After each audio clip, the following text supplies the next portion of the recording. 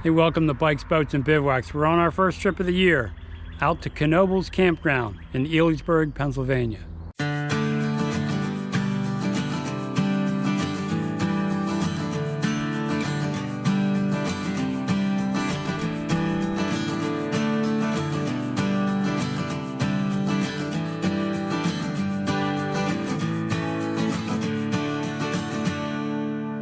You can see I have the truck hitched up to the trailer. Got the chairs and the mat, some firewood, some water. But here's the big thing. I don't have the weight distribution hitch on. Lifting that hitch into my truck, I wrecked 2 discs in my back. So I went back to my regular hitch that I used when I had the smaller trailer. So when I bought that weight distribution hitch, I was running a Ram 1500 and I had some rear squat when I'd hook it up. So that's why I went with that 108-pound weight distribution hitch. But since I switched to the Ram 2500,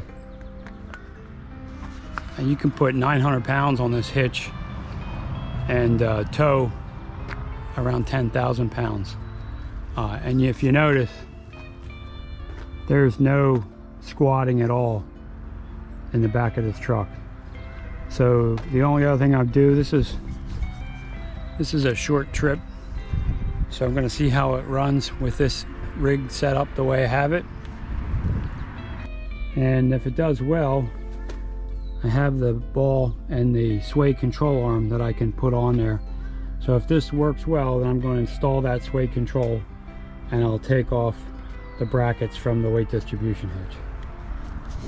And we'll store that hitch just in case we get another truck that's smaller and I might have to go back to it. But that 100-pound hitch combined with going to the gym did a number on me. So we'll see how this goes. That hitch that I'm using now, only 5 pounds. So loading up a few more things and we're on the road. I'll bring you back when we get there. Well, I'd like to talk a little bit about our time at Knoebel's Grove. So we were there for opening weekend when the amusement park opens at the end of April. And we were there 2 years ago.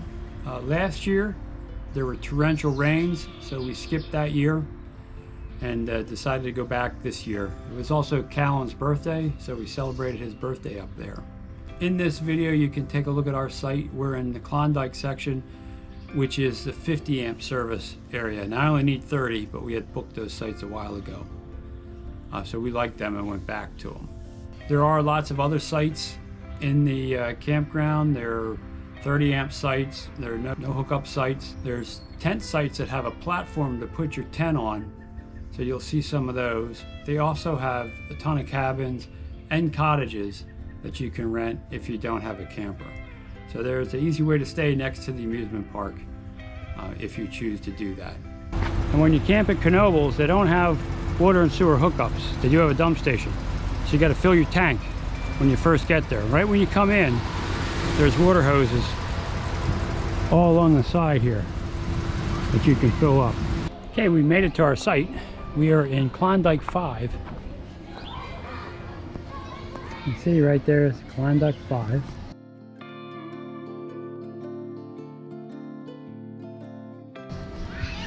Doug brought the kids up, the grandkids. You can see we're set up. I didn't put the awning out because we have plenty of shade. We put the mat out. We have a party thing on here. It's a busy weekend. Nice picnic table. Ready? For everybody. Guys, cooked on the stove today. We made some hot dogs and hamburgers out here. And then here's the back of the site. Number 5. And you can see the only hookups that we have at this spot is electric. So you can see it's 50, 30, and 20. So use the dump station for the sewer. We'll see how we do rationing 48 gallons of water. Yeah, just the little kids, you know, when they're so it does fit. I am off the road, lined up with the camper, and they said you can put a second car in your site if it fits. So that's where I dug is. So you can see it's an opening weekend here at Knoebel's campground for the amusement park. Okay, so Klondike has 50 amp service where we're camping. But down below, if you can live off a 30 amp service, there's a ton of different campsites that you can check out. Here's one, and you can see they have regular 20 amp and they have a 30 amp in these sites. So here is a typical campsite. This is MA73.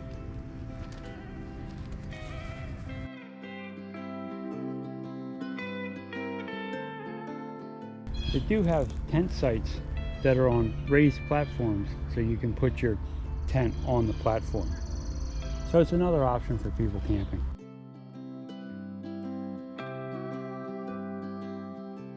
So Mr. Callan, Huh? if someone wants to stay here but they don't have a camper, what could they do?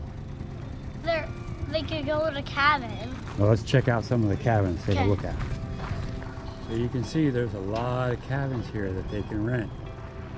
So if you don't have a camper, you can still enjoy Knoebel's campground. You can also rent these creekside cottages if you're interested in staying in a building that has more features. They're very nice with the water right in front.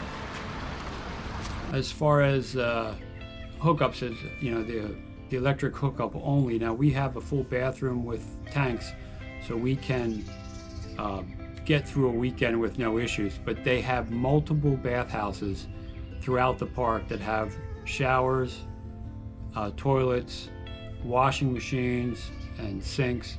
So lots of accommodations around there to help out everybody enjoy their stay. So where are we at, Callan? The shower house. Let's take a look at it and see what it looks like.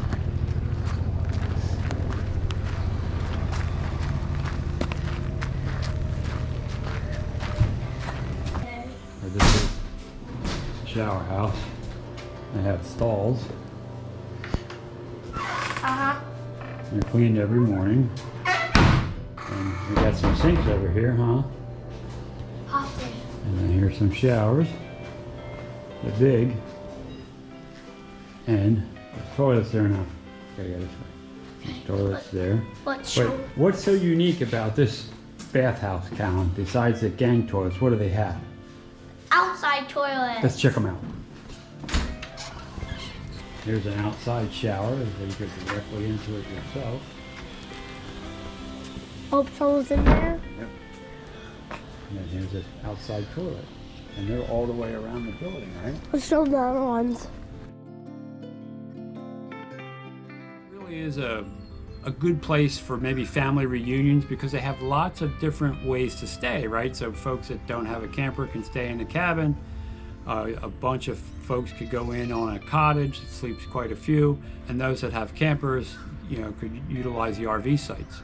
But they have multiple pavilions that you can rent for your events. So if you were having a giant gathering for dinner or lunch or just a get-together, they have the accommodations to handle those types of events. Here's a shot of the pavilion.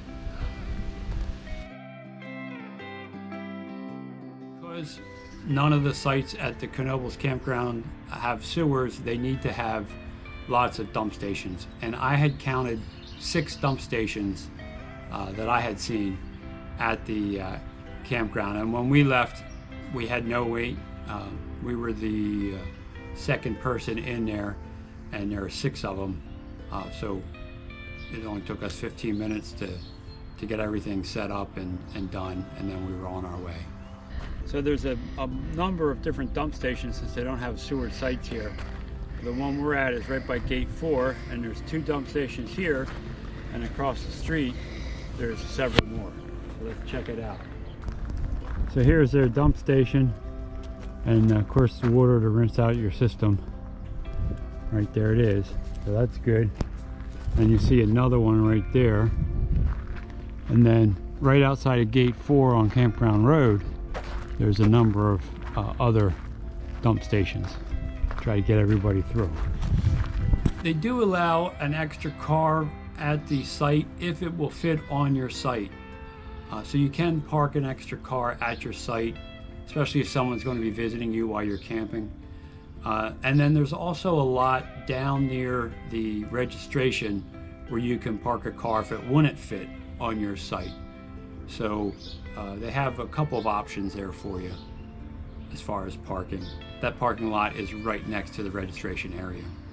So if the cars in your party don't fit at your campground, they do have a place for excess parking. It's right over here. But also, you also are gonna have to carry your stuff to your site. Right, or drop it off at your site maybe and then bring the car back down. Uh-huh. So you have a couple options, but that's Yeah. only if you can't park the cars. The sites are pretty big. We're able to park 2 cars on our site plus the camper. So here is the registration area. Right when you pull in the campground, you stop to fill your water and you can register. So there is the registration office, and they also have ice and some vending machines, and they do recycle. And they can do a propane exchange if you need propane. And they have firewood for sale for $8 a bucket. Where are we headed next, Callan? Playground. I think we should go to the playground. It's right down there. All right, let's check it out. There is a small playground at the campground. Now they don't have a very elaborate playground because you're right next to the amusement park. But it allows the kids to have a little fun and burn off a little energy if they're not in the park at that day. And they have a shuttle service. The campground is rather large, and there's some hills to it. So the shuttle constantly runs through the campground to pick people up and take them down to the entrance of the amusement park. So that I found very convenient, especially since it wrecked my back a couple of weeks ago and I'm still rehabbing that. Here is another pavilion for large groups. When they come in here, they have a place to assemble. And there's a vending machine in there in the pavilion too. Yeah, there's another water station. There's 2 more water stations down here. There is the roller coaster, so you're literally right across the street from the park. Here is the playground. So, like, if we just walk a little, I think this would be a quicker way here. Yeah. It was a lot longer to get here that way. Yeah. So we're just gonna have to scramble to get here. Yeah. Okay, so here's an important thing. When you come off of the road to come into the campground, you'll come in this way. The covered bridge is another way you can go, but you got to watch your height, and that's right where you go to get into the park. And there is a shuttle. They have shuttles back and forth. If they're open. And then down at the entrance where the shuttle drops you off, there is a food court. So if you don't feel like cooking at your site, or you're in the cabin and don't feel like making anything, you can go down to the food court and get something to eat. Even before the amusement park is open, that food court opens up to get you something to eat if that's what you choose to do. And they also have a camp store, a trading post right there at the entrance that has all the essential things that you need. Now when we walked by the trading post, it wasn't open yet. I think they opened at 9 and we were there at 8:30. So we didn't stop in.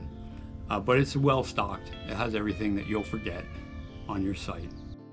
You can see there is a food court where you can get food. You go down that way. So here is the trading post. And of course you always know where the entrance is because you can see the roller coaster.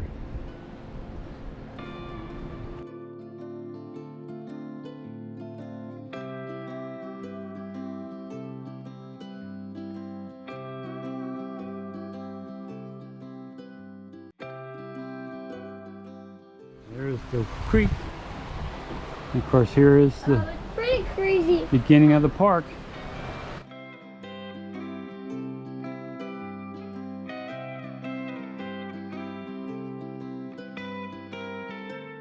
You can see right there's Knoebel's Amusement Park. So you're literally right across the street. And then finally, you know, the whole reason you stay there is to go to the amusement park.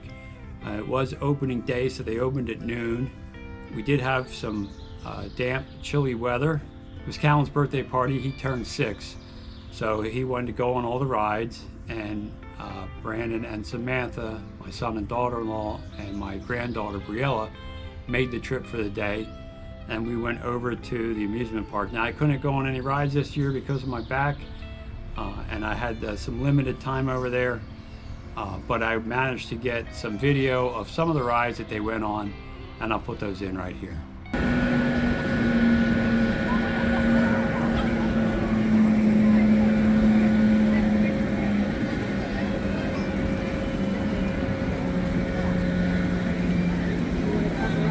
Look, they're waving to you. Wave to them.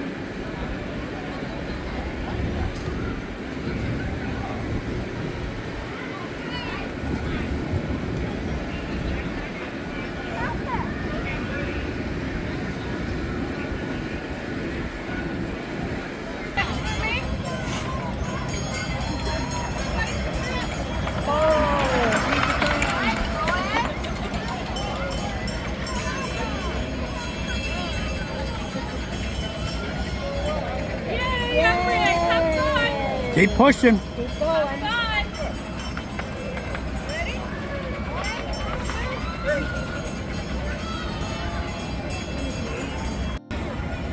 Who's gonna smile? Can you smile? And Sammy and Brandon. Knoebel's Grove.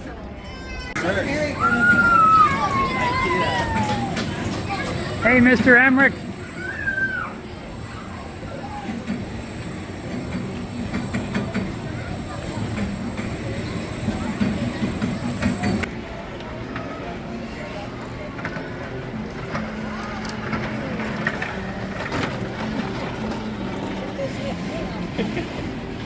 He's such a little tough guy.